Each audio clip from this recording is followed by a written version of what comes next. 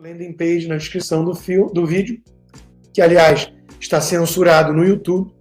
Uma vez mais, assim que eu criei a live, eu recebi uma mensagem do YouTube dizendo que, por decisão judicial, o conteúdo está bloqueado e, por análise, após a análise do YouTube, foi suspenso. Eu nem tinha começado a minha live. Chama-se Censura Prévia, vedada pela Constituição do Brasil, esse livrinho que eu tenho aqui, que não vale pra porra nenhuma, hoje em dia. Pode forrar a gaiola do passarinho ou limpar cocô de cachorro com a Constituição do Brasil, porque ela não existe mais. Vamos falar disso mais à frente. Antes, vamos falar um pouquinho do desgoverno, né? Porque tudo que está ruim, e está muito ruim, vai piorar. A piora já está contratada. O editorial do Estadão de hoje fala do flerte da Petrobras com o atraso. A nova política de preços é confusa e pouco transparente, mas permite ao governo fazer reajustes como quiser e abandonar diretrizes que salvaram a companhia da ruína.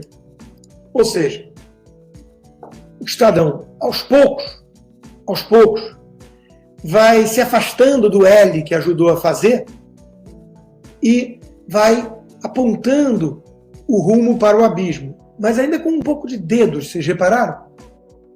Parece pouco transparente, permite ao governo.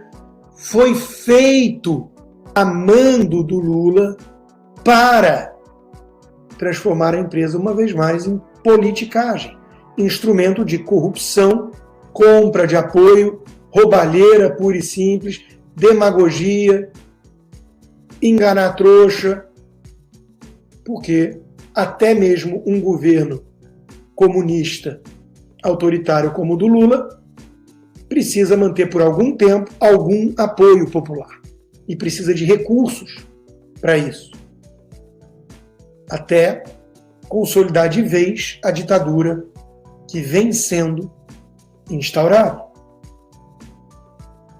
A boa notícia é que a CPI do MST foi instaurada. Zucco foi eleito presidente e meu amigo Ricardo Salles vai ser o relator. Me mandou uma mensagem, inclusive, com a notícia dizendo: o show vai começar.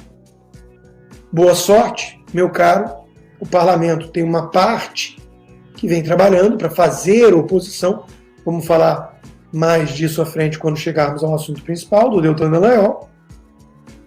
Mas isso me parece tarde demais e pouco demais. Quer dizer, é um parlamento claramente sem a devida força para peitar ou frear o ímpeto golpista dessa quadrilha que está de volta à cena do crime.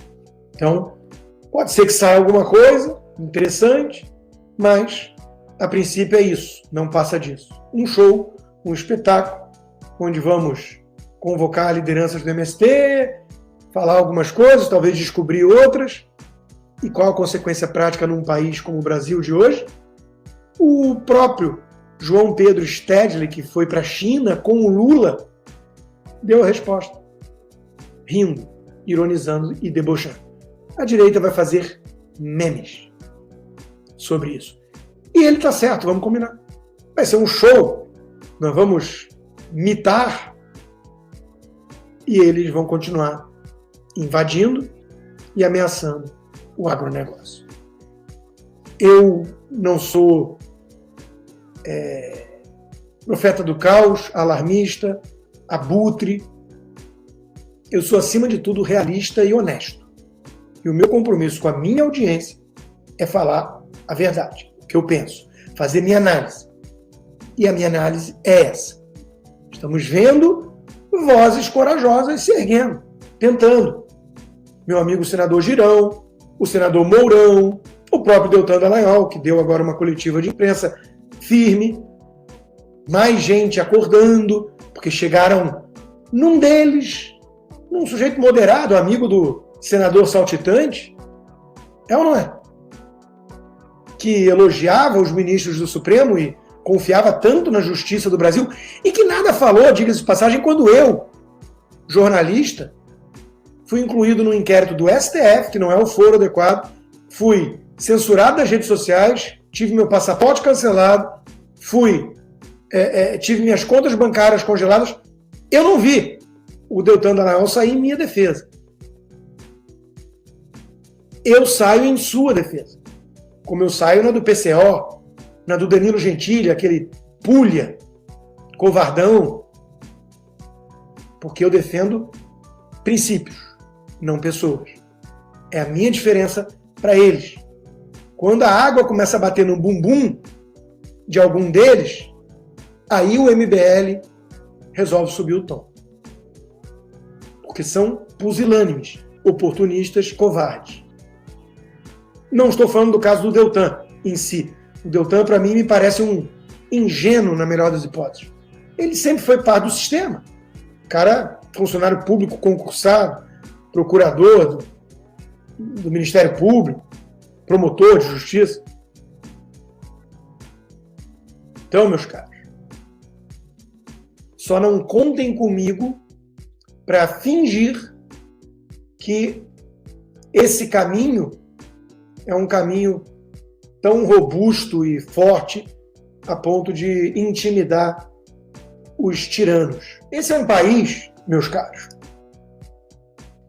que vem censurando o humor. A justiça, sempre entre aspas, por favor, porque no Brasil não há mais nenhum resquício de justiça, sejamos francos, derrubou o especial de comédia do Léo Lins, proibindo piadas com minorias. E fez pior do que isso. O humorista está proibido de deixar São Paulo, além da censura que ele sofreu, por fazer piadas. Esse é o nosso Estado democrático de direito para os palhaços dispostos a fingir que acreditam numa piada, essa sim, uma piada absolutamente ofensiva. Que tipo de regime faz uma coisa dessa? Agora, começa a bater no bumbum. Então o Fábio Porchat foi se manifestar que calma lá, isso não é legal. O mesmo que até aqui contribuiu com o avanço dessa tirania em todos os aspectos. Em todos os aspectos.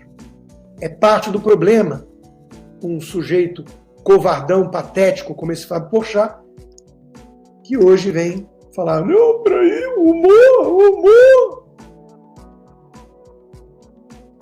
Quem não consegue compreender que quando você abre a porteira, passa a boiada, além do boi, é alguém muito limitado, para dizer o mínimo.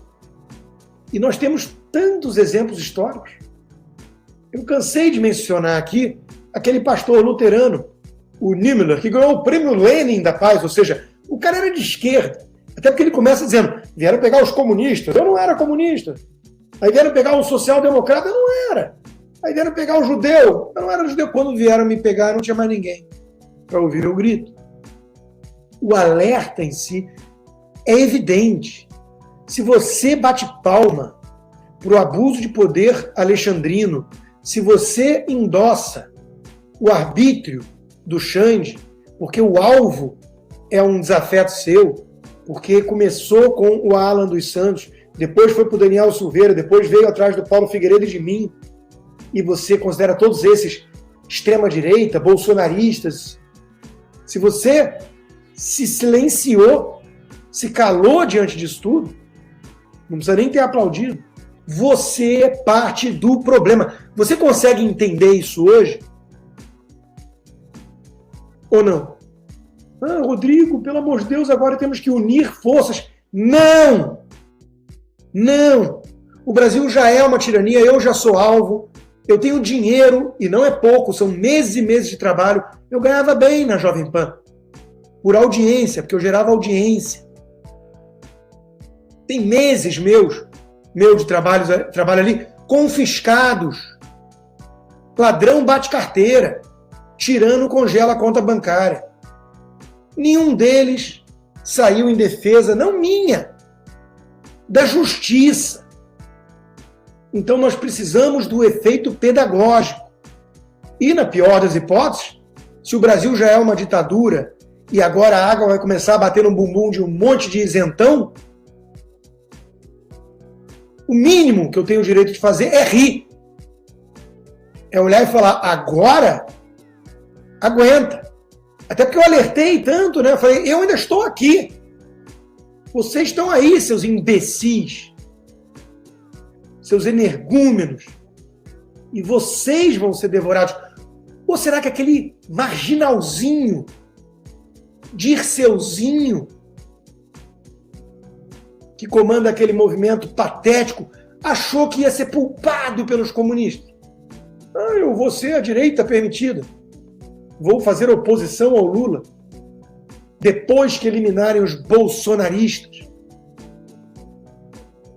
E os caras que são direita de verdade, como Constantino, que denunciam o quão oportunista é o meu movimento. Deixa eu vibrar aqui com o Pitbull dilacerando o Constantino, achando que vai ser poupado, né? Vagabundo. Hoje está tenso.